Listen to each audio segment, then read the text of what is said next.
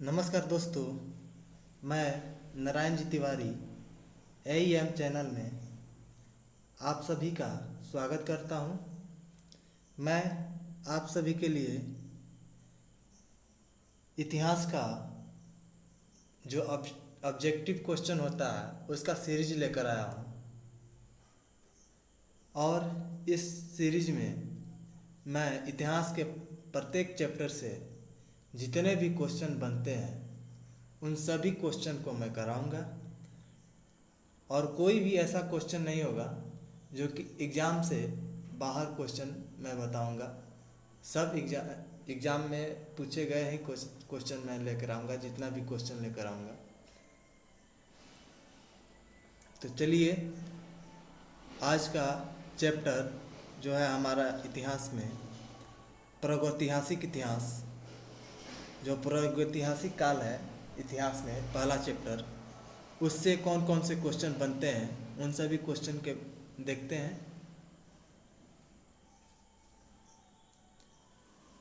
हम लोग का पहला क्वेश्चन जो है वो है, राष्ट्रीय मानव संग्रहालय कहाँ पर स्थित है? तो इसका सही आंसर जो है वो हो जाएगा भोपाल। ए नंबर आंसर होगा इसका।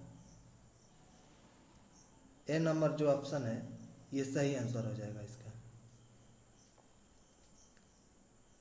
दूसरे नंबर क्वेश्चन पे चलते हैं। दूसरा नंबर क्वेश्चन है, भारतीय पुरातत्व सर्वेक्षण के प्रथम निर्देशक कौन थे?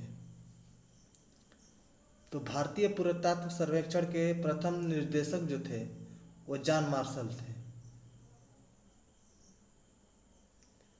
B number.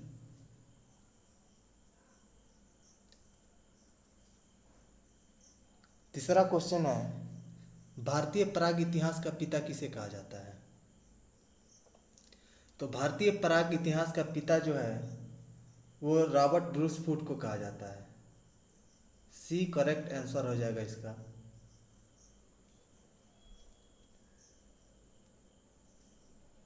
चौथे नंबर पे है, कोपेनहेग संग्रहालय का सामग्री को त्रियुगीन, पाषाण काल, कांस्य युग और लौह युग में किसने विभाजित किया था?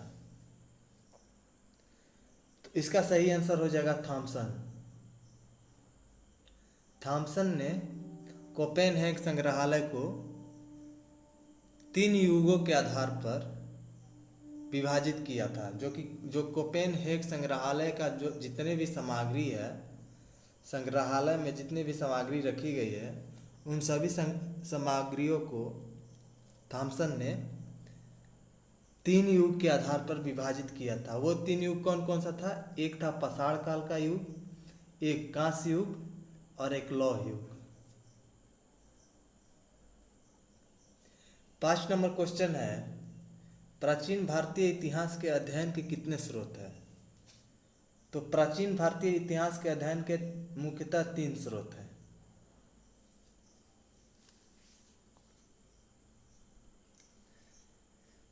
छह नंबर क्वेश्चन,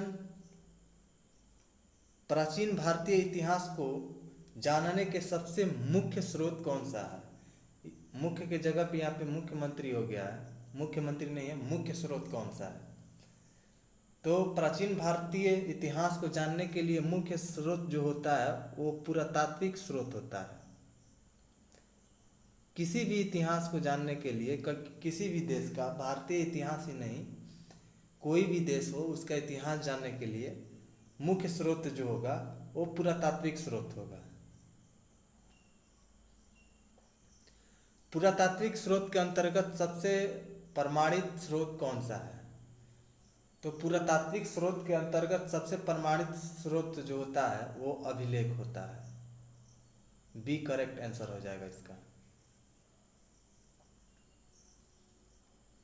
अभिलेख कितने प्रकार के होते हैं? तो अभिलेख जो है वो 2 प्रकार के होते हैं।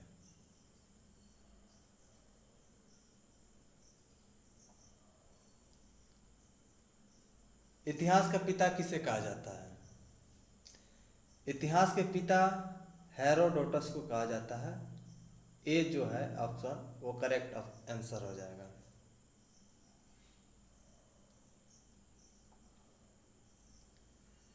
भारतीय इतिहास के पिता किसे कहा जाता है? तो भारतीय इतिहास के पिता जो है वो वेद व्यास हैं। वेद व्यास को भारतीय इतिहास का पिता कहा जाता है।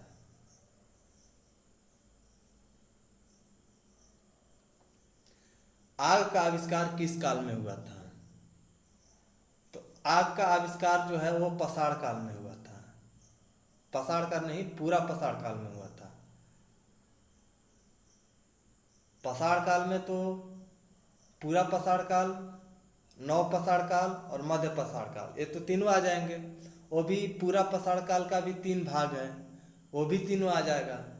तो पाषाण काल तो होगा नहीं, किसी एक काल में हुआ होगा आग का आविष्कार, तो वो है पूरा पाषाण काल, जो कि पाषाण काल का पहला काल है, पहला चरण है। सबसे पहला चरण यही है पाषाण काल का, पूरा पाषाण काल। मानव द्वारा आग का प्रयोग पहली बार किस काल में किया गया था? अभी यहाँ देखिए, यहाँ क्वेश्चन पूछ रहा है कि आग का आविष्कार कब हुआ था। तो आग का आविष्कार हो गया पूरा पाषाण काल में। और यहाँ पर जब प्रयोग हुआ, जब उसको आग को प्रयोग में लाया गया तभी तो आविष्कार हुआ। लेकिन यहाँ पे एक मिस्टेक कर दिया, व्यापक पैमाने पर मानव द्वारा आग का प्रयोग पहली बार व्यापक पैमाने पर किस काल में किया गया था? तो मतलब व्यापक पैमाने पर सबसे ज़्यादा, तो सबसे ज़्यादा आग का प्रयोग नव पाषाण काल में किया गया था, और यहीं से आग का प्रयोग सबसे ज़्यादा होने लगा। पाषाणकालीन आग का आविष्कार का साक्ष्य कहाँ से प्राप्त हुआ है? तो पाषाणकालीन आग का जो साक्ष्य है वो चीन से प्राप्त हुआ है। चीन का एक गुफा है, उसी गुफा से आग का आविष्कार का साक्ष्य प्राप्त हुआ है। पूरा पाषाण काल के लोग कहाँ पर निवास करते थे? तो पूरा पाषाण के लोग जो है वो गुफाओं में निवास करते थे। नदी के किनारे नहीं करते थे, घाटियों में नहीं करते थे, और पहाड़ों पर भी नहीं करते थे। पूरा पाषाण काल के लोगों का जीवन यापन कैसे होता था? तो पूरा पाषाण काल का जो लोग हैं उनका जीवन यापन शिकार करके होता था, क्योंकि पूरा पाषाण काल एक ऐसा काल था जिसमें मानव शिकार करते थे, और शिकार करने के बाद समय समय के साथ तो भूख लगेगी ही ले, तो उस भूख को मिटाने के लिए वो जो शिकार किए हैं उसका संग्रह करते थे। तो वही पूरा पाषाण काल जो था उसमें शिकार करते थे मानव अपने जीवन यापन के लिए, और खाद्य संग्रह करते थे। पूरा पाषाण काल के सबसे ज़्यादा औजार कहाँ से प्राप्त हुए हैं? तो इसका सही आंसर जो है वो सोहन नदी घाटी से प्राप्त हुआ है। पूरा पाषाण का सबसे ज़्यादा औजार सोहन नदी घाटी से प्राप्त हुआ है। सोहन नदी घाटी जो है वो सोहन नदी की घाटी है, और सोहन नदी जो है वो सिंध नदी की शाखा है। सिंध नदी से एक नदी निकली है जिसका नाम है सोहन नदी। सोहन नदी किस देश में है? तो जब सिंध नदी हमारे भारत से होते हुए पाकिस्तान में जाती है तो बांग्लादेश तो होगा नहीं, भारत को एक ऑप्शन में रखते हैं और पाकिस्तान को रखते हैं, अब अफगानिस्तान तो होगा नहीं। तो अभी वर्तमान में सोहन नदी जो है वो भारत में नहीं है, पाकिस्तान में है। मानव द्वारा सर्वप्रथम किस उपकरण का प्रयोग किया गया था? पत्थर से बने कुल्हाड़ी का, पत्थर से बने वेदनी का, पत्थर से बने छेदनी का, और पत्थर से बने खुरपी का। खुरपी लिख दिया, खुरपी हो गया, खुरपी है यहाँ पे, पत्थर से बने खुरपी का। तो पहले तो खुरपी चलता नहीं था। वेदनी और छेदनी जो है मध्य पूरा पाषाण काल में आया, तो ये भी नहीं होगा। पत्थर के बने कुल्हाड़ी का प्रयोग करते थे। ये वेदनी और छेदनी जो है पत्थर से जो बने होते थे, ये छोटे छोटे औजार थे। ये मध्य पूरा पाषाण काल में और निम्न पूरा पाषाण काल में, इन दोनों काल में प्रयोग किए गए हैं।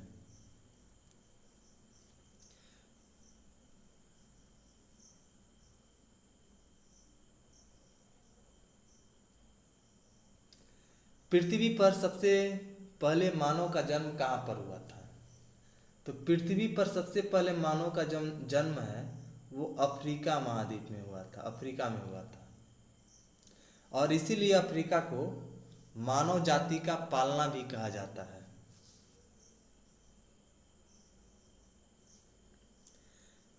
भारत में मानव का जन्म सर्वप्रथम कहाँ हुआ था?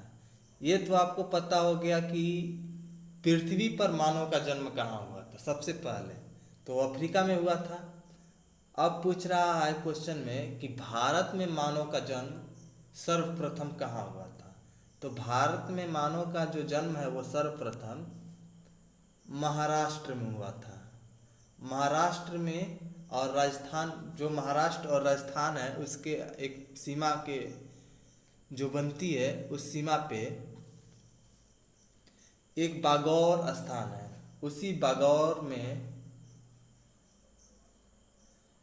मानव का सबसे पहला जन्म हुआ था। भारत में मानव का सबसे पहला जन्म यहीं पर हुआ था, बागौर में, जो कि महाराष्ट्र में है। पृथ्वी पर सर्वप्रथम जन्मे हुए मानव को किस नाम से जाना जाता था? तो पृथ्वी पर सर्वप्रथम जन्मे मानव को होमोनिड्स के नाम से जाना जाता था, होमोनिड्स। और ये जो होमो सैपियंस है, जब मानव विकास में आए, विकसित हुए, चेतनशीलता आ गई मानव में, तब उन लोग को होमो सैपियंस कहा जाने लगा। और इससे पहले होमोनिड्स कहा जाता था। ठीक। पूरा पाषाण काल को कितने खंड में बांटा गया है? तो पूरा पाषाण काल को 3 खंड में बांटा गया है।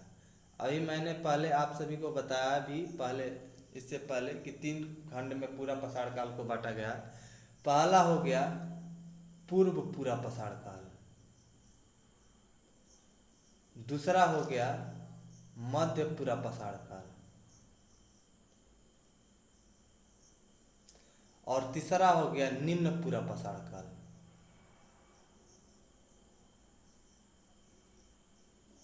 इन 3 खंड में, यही 3 खंड में पाषाण काल को, जो पूरा पाषाण काल है, उसको विभाजित किया गया है।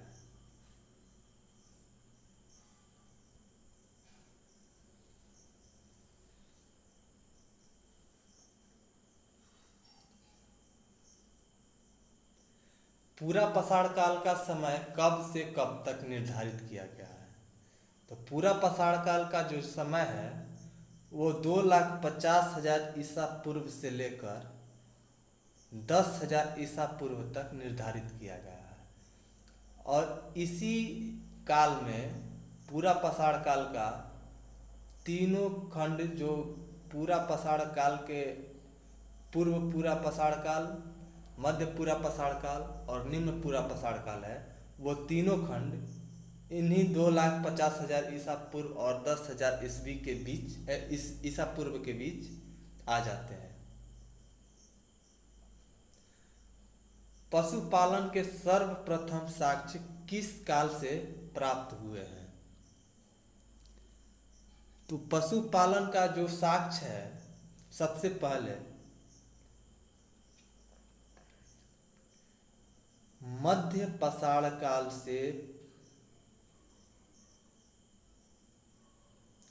प्राप्त हुए हैं।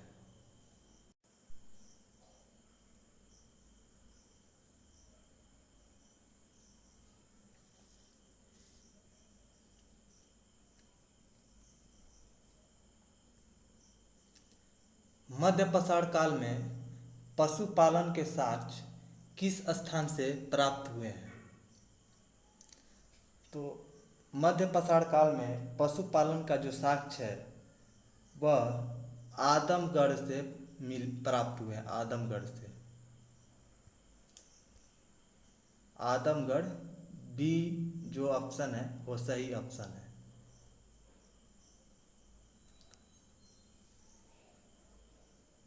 मनुष्य द्वारा सर्वप्रथम किस जानवर को पालतू बनाया गया था?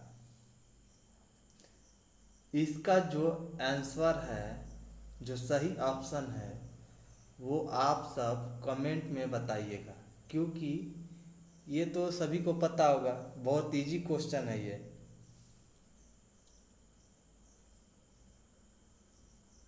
फिर मैं अगला वीडियो जब लाऊंगा उसमें बताऊंगा कि इसका जो सही ऑप्शन है वो क्या होगा। भारत में कृषि का आरंभ किस काल से हुआ था? ये पूछ रहा है कि भारत में कृषि का जो आरंभ है वो किस काल से हुआ था। तो इसका सही ऑप्शन हो जाएगा नवपाषाण काल से। लेकिन वही पूछ दे कि भारतीय भूभाग पे कृषि का जो आरंभ है किस काल से हुआ था, तो उसका दूसरा आंसर हो जाएगा। वो मैं आगे क्वेश्चन आएगा, वही क्वेश्चन आएगा जो अभी मैं भारतीय भूभाग वाला बात बोल रहा हूँ, तो उसमें मैं बताऊंगा। अभी बता दूंगा तो आप लोगों को पता हो जाएगा। भारत में पहली बार कृषि किस स्थान से प्रारंभ हुआ था? तो वो है मेहरगढ़।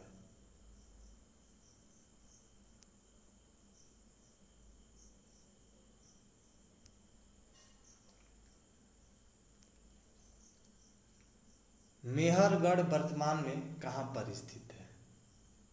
चीन में नहीं है, अफगानिस्तान में नहीं है, पाकिस्तान में है। ये सही है, भारत में भी नहीं है। नवपाषाणकालीन अंडरग्राउंड मकान या गर्त आवास का साक्ष्य कहाँ से प्राप्त हुआ है? तो इसका जो सही ऑप्शन है वो हो जाएगा बुर्ज होम। और ये जो बुर्ज होम है ये कश्मीर में है।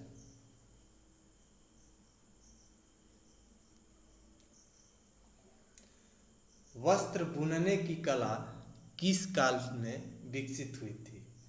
वस्त्र बुनने की कला किस काल में विकसित हुई थी, मतलब कि ये बोल रहा है क्वेश्चन में कि जो वस्त्र बनाने का या वस्त्र सिलने का जो व्यवस्था था वो पाषाण काल के किस काल से प्रारंभ हुआ था? तो मानव चेतनशील हो गए थे नवपाषाण काल में, और यही नवपाषाण काल से वस्त्र को बुनने का कला प्रारंभ हो गया था, विकास में आ गया था। पहिए का आविष्कार किस काल में हुआ था? इसका जो ऑप्शन है वो नवपाषाण काल में है। जब मानव विकास के क्षेत्र में आगे बढ़े, चेतनशील हो गए, तो उन लोग को अपना सामान एक जगह से दूसरे जगह ले जाना होता था, या फिर कोई भी सामान कहीं से लाना होता था, तो उसके लिए वो लोग पहिए का आविष्कार किए।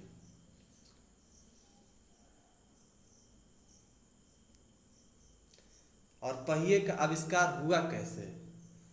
तो सबसे पहले वो लोग जो नवपाषाण काल के लोग थे वो चाक चलाते थे बर्तन बनाने के लिए। चाक जो कुम्हार चलाता है, गोला सा होता है, उसको चलाते थे। चाक चलाते चलाते उन लोग को वो ऐसे खड़े करके उसको डगराने स्टार्ट कर दिए। चाक को ऐसे ढकेल दिए, वो डगरने लगा। वो डगरते डगरते उन लोग चक्के का आविष्कार किए, पहिए का। चाक से ही चक्का बना है और चक्के को ही पहिया कहते हैं। नवपाषाण काल के चावल उपजाने का प्रथम साक्ष्य कहाँ से प्राप्त हुआ है?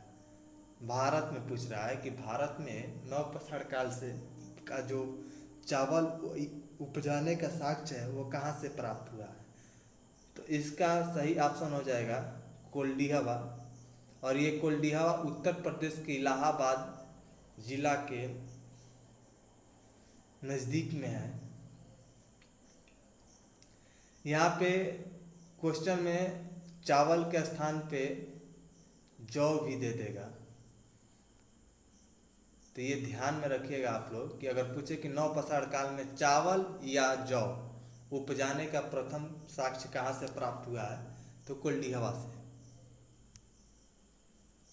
बिहार राज्य में किस स्थान से हड्डी के बने हुए औजार प्राप्त हुए हैं? चंपारण तो नहीं होगा, भागलपुर भी नहीं होगा, गया भी नहीं होगा, चिरांद होगा और सोनपुर होगा। बहुत से जगह सोनपुर नहीं देगा क्योंकि सोनपुर से बहुत कम औजार प्राप्त हुए हैं। सबसे ज़्यादा जो औजार प्राप्त हुए हैं बिहार में वो चिरांद से पाए गए हैं। चिरांद जो जगह है यहाँ से प्राप्त हुए हैं। बिहार में चिरांद स्थान किस जिला में? तो ये सारण जिला में है। सारण जिला में चिरांद स्थान है। सर्वप्रथम पालिशदार पत्थर का औजार किस काल से उपयोग में लाया गया?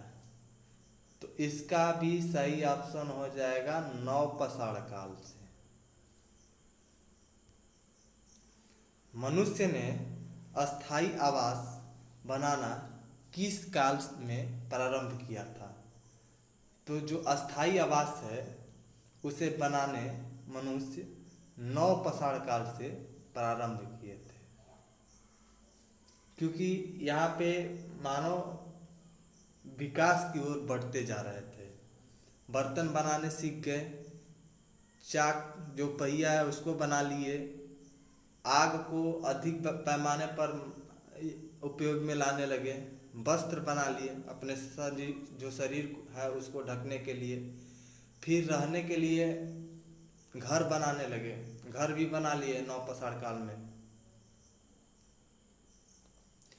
पूरा पाषाण काल, मध्य पाषाण काल और नवपाषाण काल का चित्र भारत के किस गुफा से प्राप्त होता है? तो इसका सही ऑप्शन जो हो जाएगा ये भीमबेटका की गुफा से प्राप्त होता है। और इससे और क्वेश्चन बनता है कि भीमबेटका की गुफा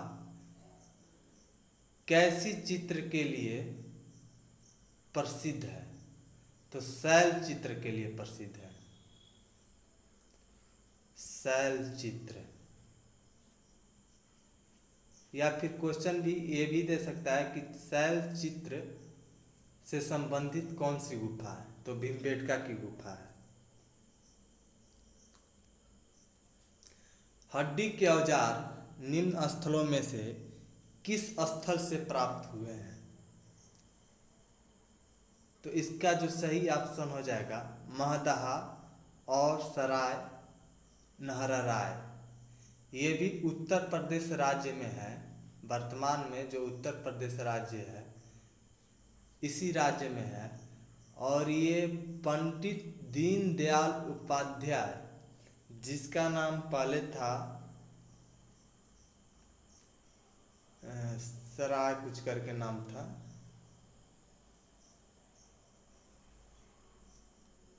ये उत्तर प्रदेश के पंडित दीनदयाल उपाध्याय जो जिला है उसी जिला के पास में है।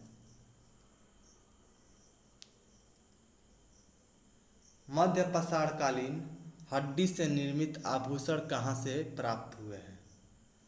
तो इसका भी सही ऑप्शन जो है वो हो जाएगा महदहा।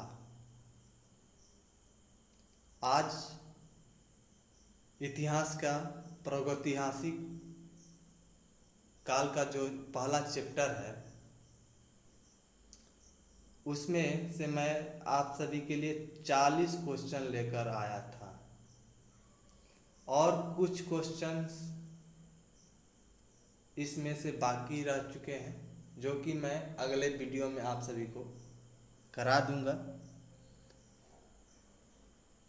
आज 40 क्वेश्चन को ही रहने देते हैं और इसको आप लोग रिवाइज कीजिएगा, कॉपी पे नोट्स बना लीजिएगा और नोट्स बनाकर रिवाइज करते रहिएगा, याद हो जाएगा। कोई हार्ड सब्जेक्ट नहीं है, रिवीजन मारने वाली चीज़ है, रिवीजन मारते रहिए, कभी भूलिएगा नहीं। अगर छोड़ देंगे बीच में तो भूल जाइएगा। कोई भी चीज़ हो, अगर उसको प्रैक्टिस करना छोड़ दिया जाए तो कुछ याद रहता है, कुछ भूल जाता है, कुछ दिन और छोड़ दिया जाए तो पूरे सफ़ा चट हो जाता है। तो प्रैक्टिस करते रहिए, रिवीजन मारते रहिए, याद हो जाएगा। आज के लिए जय हिंद, जय भारत।